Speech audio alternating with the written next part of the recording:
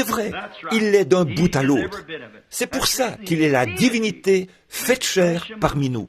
Maintenant, pour en arriver, je ne prendrai pas le temps de traiter de ceci, parce que je vois qu'il est 21 heures, et j'ai une autre chose que je veux traiter ce soir, si Dieu le veut, et je veux que vous preniez ceci en note, et que vous le lisiez demain, que vous notiez Nombre 22 à 25. Je veux donc que vous lisiez cela, afin de pouvoir être sur la même longueur d'onde que moi. C'est donc Nombre 22 à 25. Nous savons qu'Israël était le peuple élu de Dieu, n'est-ce pas? Ils étaient des pentecôtistes. L'Esprit agissait parmi eux. Vous souvenez-vous du message d'hier soir? Comment Moïse, après avoir traversé la mer Rouge, ou la mer Morte, a vu derrière lui cette mer Rouge remplie de sang, du sang qui représentait tous les chefs de corvée qui les avaient flagellés, lui et tous les enfants d'Israël. Moïse a levé la main et a chanté par l'Esprit. Oh, chacun d'entre nous peut être un Moïse. Quand nous regardons en arrière dans le sang rouge du Seigneur Jésus et que nous voyons chaque vieil ivrogne, chaque bouteille, chaque femme vulgaire, chaque chose répugnante que nous avons pu faire dans notre vie, tout ça est mort et dans le sang du Seigneur Jésus. Ça nous fait chanter par l'Esprit. Les cigarettes, le tabac, les mauvaises habitudes et tout le reste sont morts et dans le sang du Seigneur Jésus. Alors, nous pouvons lever la main et chanter par l'Esprit.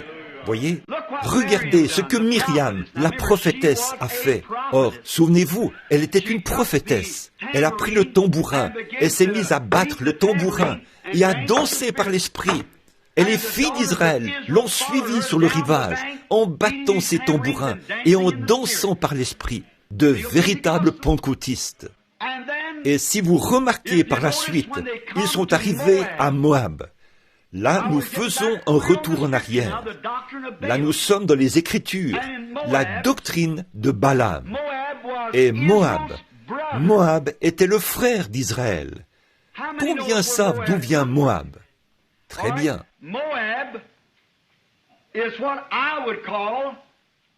Moab, c'est ce que j'appellerais un hybride, parce que ce Moab tire son origine des filles de Lot.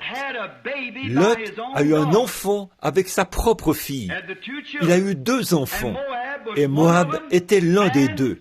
C'est lui qui a formé la nation qu'on appelle Moab, la tribu. Et en fait, Lot était un neveu d'Abraham. Cela revient à dire qu'il est en fait de cette même lignée.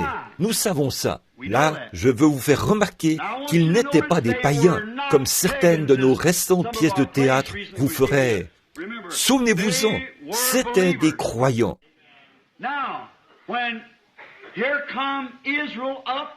Bon, voici donc Israël qui était en route vers le pays promis. Ils avançaient tout droit sur le chemin du devoir, et devant eux se trouvait Moab. Ils ont envoyé des messagers à Moab pour dire « Laisse-nous passer par ton pays, nous sommes frères ». Bon, Moab représentait les Nicolaïtes. Eh bien, vous le verrez dans un instant. Israël représentait la véritable Église. Et Balaam était l'un des évêques, des papes. Regardez et voyez maintenant le christianisme charnel. Maintenant, nous voyons qu'il avait un don. Il n'y a aucun doute là-dessus. Beaucoup d'entre eux sont d'excellents orateurs, des docteurs en philosophie, de grands hommes. Vous ne pouvez pas nier ça, mais ayant l'apparence de la piété, mais reniant ceux qui ont fait la force. Retournez à la Pentecôte originelle. Ne vous en éloignez pas. Si vous le faites, vous êtes perdus. Restez avec cette bénédiction. C'est ça, celui qui bénit, la bénédiction. Maintenant, observez bien leur voyage. Ils sont arrivés à cette église hybride et formaliste, et ils ont dit, nous passons par ici pour aller à un réveil. Nous allons là-bas, au pays promis. Nous permettez-vous de passer? Si notre bétail broute de l'herbe, s'il boit de l'eau, nous vous payerons pour cela. Alors, qu'est-ce qu'il a? Le roi Balak, il s'est affolé, et il ne voulait pas d'une réunion comme celle-là dans son église ou dans son pays. Alors, qu'est-ce qu'il a fait? Il a envoyé chercher le pape ou l'évêque, Balaam, un prophète mercenaire qui aimait l'argent plus que Dieu. Et le roi Balak lui a dit, « Si tu viens ici et que tu maudis ce peuple, je ferai de toi quelqu'un d'important. » Et Dieu a parlé à Balak. Et je me demande s'il n'y aurait pas Balaam. Je me demande combien il y a de Balaam dans ce monde ce soir. Des ministres méthodistes, des ministres baptistes, des prêtres catholiques. Miséricorde. Qui savent que Dieu, si vous lisez les mêmes récits historiques, est le même livre que moi. Balaam. Maintenant remarquez, puis il a dit, « Viens ici et maudis ce peuple. » Et Balaam a dit, « Je vais consulter Dieu. » Dieu lui a dit, « N'y va pas. » Mais le lendemain matin, il a dit, il est allé le dire au sacrificateur ou au roi. Il est revenu à la charge et a dit, « Oh, je ferai de toi un homme important. » Alors Balaam a insisté.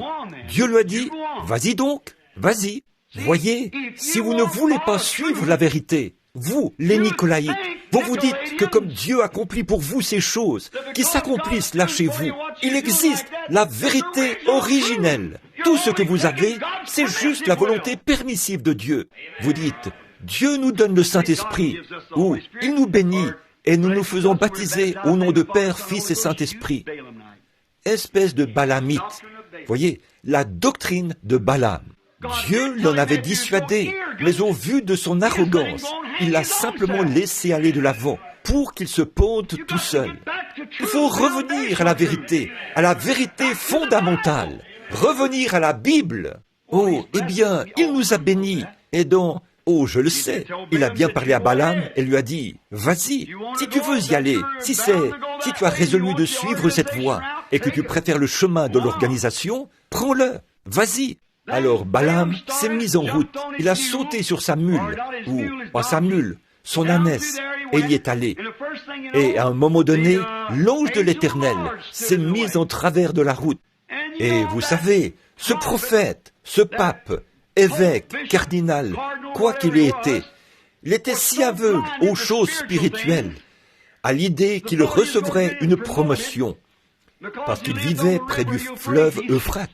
J'imagine qu'il s'est dit que c'était un héritage, comme « sur cette pierre, je bâtirai mon église », Pierre, ou sur une pierre qui était à Rome, ou quelque chose de ce genre. Mais quand il y est arrivé, l'ange se tenait là, son épée nue dans la main, et il était si aveuglé qu'il ne pouvait pas le voir. Et la mule lui a pressé le pied contre le mur, puis il a poursuivi sa route, monté sur elle. Et l'ange s'est de nouveau mis en travers de sa route. Dieu bloquera toutes les issues. Cette mule s'est de nouveau détournée du chemin.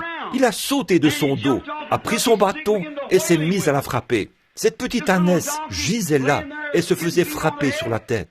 Et c'est certain que ce qui lui a fait changer, ce qui l'a ramené à la raison, ou lui a fait savoir qu'il avait tort, c'est qu'il a fait que cette mule parle en langue. Pas une mule, c'était une ânesse. Ne dites pas que c'était une mule. Elle n'aurait pas pu saisir ce qui se passait. Elle était une hybride.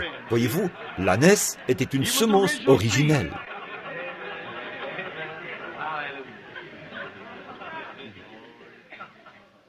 Pour Moab, c'était « les miracles sont du passé ».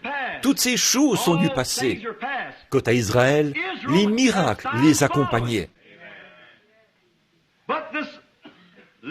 Mais cette petite ânesse s'est retournée et a dit, « N'ai-je pas toujours été ton ânesse? Ai-je déjà... » Et cet évêque aveuglé était encore là, à battre cette mule.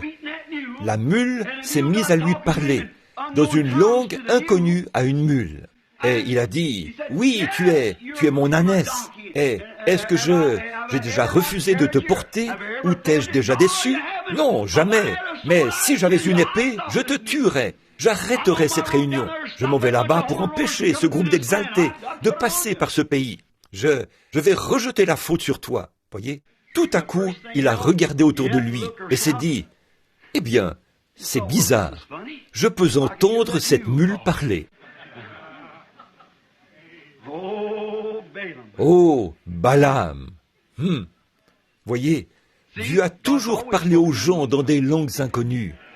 Il l'a fait au jour de... Vous dites, c'était seulement à la Pentecôte. Oh non, non, non. Au festin de Belshazzar, il a parlé en langue. Il a écrit sur le mur. Ils avaient là un homme qui avait le don d'interprétation. Il leur a donc donné l'interprétation et leur a dit ce qu'il en était. C'est la même chose aujourd'hui.